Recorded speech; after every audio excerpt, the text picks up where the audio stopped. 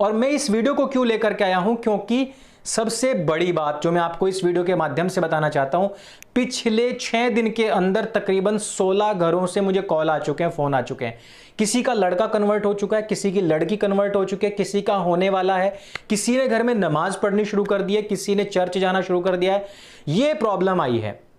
अब सवाल वही है कि जब तुम्हारे भगवान यानी कि ब्रह्मा जी, सरस्वती जो उनकी खुद की बेटी थी, उसके साथ में उन्होंने संभोग कर लिया, उसी पर उनका दिल आ गया। इस तरीके की गलत गलत बातें। मोहिनी के पीछे शिव पागल हाथी की तरह भागते हैं, यहां तक कि उनका वीर्य स्खलित हो जाता है। इस तरीके की अश्लील बातें ये सब भरी हुई हैं, तो हिंदुओं में है ही क्या। और क्योंकि उन बच्चों को, लड़कियों को कुछ पढ़ाया नहीं जाता, तो वो क्या होती है, सीधे कन्वर्ट। अगर आपको मेरी बात थोड़ी सी भी सीरियस लगती है, आपको लगता है कि ये कन्वर्जन का जो मामला है ये बहुत गंभीर है, तो वीडियो को देखिएगा, अन्यथा बंद करके अभी चले जाइएगा। क्योंकि इसका मतलब यह है कि आपको अपने धर्म से कोई वास्ता मतलब नहीं है। आप एक नंबर के टिकटॉकर हैं, टिकटॉकरी उठाइए, निकल जाइए।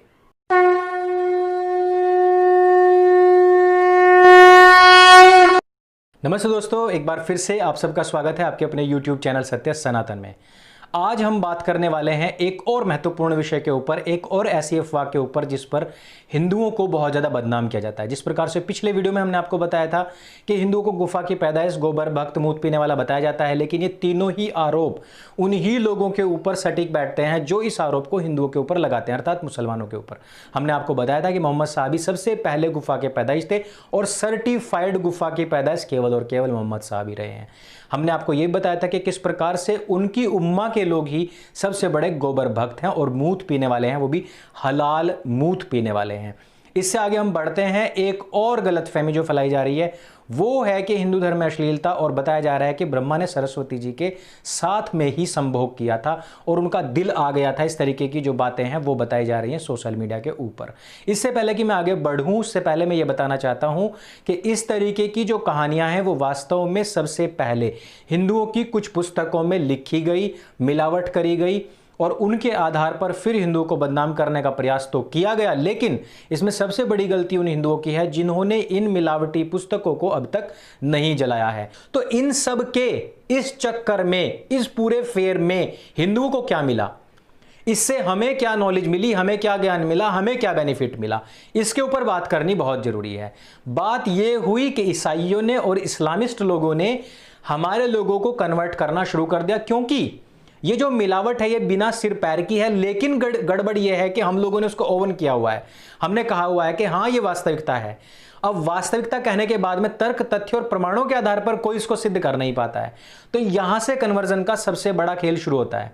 और मैं इस वीडियो को क्यों लेकर के आया हूं, क्योंकि सबसे बड़ी बात जो मैं आपको इस वीडियो के माध्यम से बताना चाहता हूं, पिछले 6 दिन के अंदर तकरीबन 16 घरों से मुझे कॉल आ चुके हैं, फोन आ चुके हैं। किसी का लड़का कन्वर्ट हो चुका है, किसी की लड़की कन्वर्ट हो चुकी है, किसी का होने वाला है, किसी ने घर में नमाज पढ़नी शुरू कर दी है, किसी ने चर्च जाना शुरू कर दिया है। यह प्रॉब्लम आई है। मेरे पास में एक फोन आया और उन्होंने कहा कि हमारी बेटी कन्वर्ट होकर के शादी करके जा चुकी है, और उसका जो मेन प्रॉब्लम था वो ये था कि उसने, मुस्लिम लड़के ने यह कहा कि तुम्हारे यहां पर ये देखो किताब में लिखा हुआ है कि ब्रह्मा ने सरस्वती जी के साथ में इस प्रकार से संभोग किया, जबकि उनकी बेटी थी। अब इस बात को लेकर के उसने बहुत सारे पंडितों से पूछा और उन्होंने कहा कि धर्म के मामले में कोई सवाल नहीं करना चाहिए, और धर्म के मामले में यदि सवाल किया तो आप पापी हो गए हैं, आप कुलघाती हो गए हैं, आप धर्म के घाती हो गए हैं। लड़की को जवाब नहीं मिला और उसको लगा कि हमारे भगवान, हमारे देवी देवता ही इतने मूर्ख थे कि उन्होंने अपनी बेटी तक नहीं बख्शी, तो हम ऐसे धर्म को क्यों माने। और फिर इस्लाम की बहुत सारी झूठी झूठी कहानियां उनको सुना दी गई। इसी प्रकार से क्रिश्चियंस ने भी बहुत सारी ऐसी कहानियां बनाई हुई हैं। अंकुर आर्य जब ये कहता है कि 7वें आसमान पर अल्लाह मियाँ नहीं बैठे हुए हैं क्योंकि कोई सैटेलाइट उससे नहीं टकराया, तब हिंदू बहुत खिखी खिखी करके हंसते हैं। लेकिन जब सवाल यह उठता है कि ब्रह्मा जी कौन से तल पर बैठे हुए हैं, अभी तक तो वो किसी सैटेलाइट के वश में नहीं आए, किसी प्रकाश में नहीं आए, तो वहां पर अंकुर आर्य का विरोध होना शुरू हो जाता है। लेकिन मैं इन विरोधों का बिल्कुल भी परवाह नहीं करता हूं। इस वीडियो को आप ध्यान से देखिए, मैं कहना क्या चाहता हूं। ब्रह्मा हो, विष्णु हो, महेश हो, ये सारे के सारे एक ही परम पिता परमेश्वर, जो कि सर्वशक्तिमान है, सर्वनियंता है, और वो सार्वकालिक है, सार्वभौमिक है और सार्वदेशीय है, उसके ही गुणवाचक नाम है। आपने एक सूत्र बार बार मेरे मुंह से सुना होगा, योग दर्शन में एक सूत्र आता है तस्य वाचकः प्रणवः, अर्थात उस ईश्वर का जो निज नाम है वो प्रणव है, अर्थात जिसको हम ओम बोलते हैं। ओम उसका नाम क्यों है, इसके पीछे की साइंस के ऊपर चलते हैं। लेकिन उससे पहले मैं आपको बताना चाहता हूं कि ब्रह्मा विष्णु महेश के हिंदू धर्म में क्या क्या गुण कर्म स्वभाव बताए गए हैं। ब्रह्मा जी हैं स्टार्टिंग करने वाले, विष्णु है विस्तार करने वाले, और महेश हैं जो पूरी सृष्टि का अंत करने वाले, समाप्ति करने वाले। अब हम ओम के ऊपर चलते हैं कि यह एक निज नाम ही क्यों है, बाकी सारे गुणवाचक नाम क्यों हैं, जो कि विष्णु सहस्त्रनाम में बताए गए हैं। उसके बाद में आऊंगा कि ब्रह्मा सरस्वती का क्या खेल है, क्या स्टोरी है। अ उ और म में भी म नहीं, म ओम, यानी कि म यहां पर आकर के बंद हो जाता है, म के नीचे हलंत लगा हुआ है। अ उ और म से जो मिलकर के ओम बना हुआ है, इसको हम ध्यान से देखते हैं। वर्णोच्चारण शिक्षा जब बालक शुरुआत करता है तो अ बोलता है। अ को महसूस कीजिए, वो यहां से निकलने वाला प्रथम अक्षर है। अगर आप दूसरे लैंग्वेजेस में भी जाएंगे तो चाहे वो अलिफ हो चाहे ए हो, ये सारे के सारे की स्टार्टिंग यहां से होती है। इससे नीचे कोई भी अक्षर नहीं निकल सकता है, यानी कि ये एवर स्टार्टिंग है। ये है एवर स्टार्टिंग, जहां से शुरुआत होती है। फिर हम कहते हैं ऊ। ऊ में क्या है कि गले से लेकर के होठ तक सब कुछ खुला हुआ है, पूर्ण विस्तार है, कोई रुकावट नहीं है। ऊ अर्थात ना इसका यहां पर आरंभ हो रहा है ना यहां पर अंत हो रहा है, ये पूर्ण गति के साथ में विस्तार को प्राप्त होती है। हमारे मुख के अंदर से निकलता हुआ पूरा बाहर तक इसका विस्तार होता है। ये हुआ ऊ। अब ओम,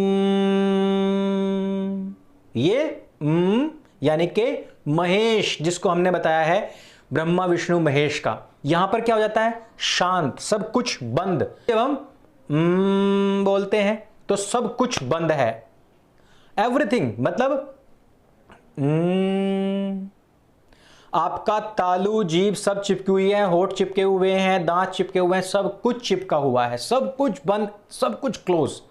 अर्थात इस पूरे ब्रह्मांड का भी आरंभ होता है, फिर विस्तार होता है और फिर खत्म होता है। ओम जब हम इस प्रकार से बोलते हैं तो जितनी देर में हमने ओम, तो ये जो म की ध्वनि है यह भी इतनी देर के लिए ही होती है। इसको मैं डिकोड करूं तो स्पष्ट है कि जितने समय काल के लिए आरंभ होता है, विस्तार होता है, उतने समय का ही जो आपका प्रलय काल होता है वो होता है। अर्थात इन तीनों की जो समय अवधि है वो समान होती है। यह है किसी भी सृष्टि के आरंभ का, विस्तार का और अंत का, अर्थात ब्रह्मा का कार्य, विष्णु का कार्य और महेश का कार्य। लेकिन ये तीनों क्या हैं, ये तीनों एक ही नाम में हैं, ओम, अर्थात परम पिता परमेश्वर का निज नाम। निज नाम आपके लिए कुछ क्वेश्चन मार्क हो सकता है, जैसे कि मैं भाई हूं, किसी का बेटा हूं, किसी का पोता हूं, किसी का चाचा हूं। ये मेरे अलग अलग नाम हुए, अलग अलग, ये मेरी अलग अलग उपाधियां हुई। अब मेरे दादा मुझे किसी नाम से जानते हैं, कोई किसी नाम से जानता है, कोई किसी नाम से जानता है, लेकिन मेरा निज नाम अंकुर है, तो ये मेरा निज नाम हुआ। उनके दिए हुए नाम जो हैं, जैसे जैसे उनको मैं लगता हूं, दिखता हूं, जैसे मैं किसी को बहुत नटखट दिखता हूं तो उन्होंने वो नाम रख दिया, जैसे मैं बहुत ज़्यादा मक्खन खाता हूं तो उन्होंने उसके एवज में कुछ नाम रख दिया, जैसे कि मैं बहुत पढ़ने लिखने वाला हूं या बहुत तर्क करता हूं किसी के सामने, या बहुत ज़्यादा बोलता हूं तो उन्होंने उसके हिसाब से नाम रख दिया।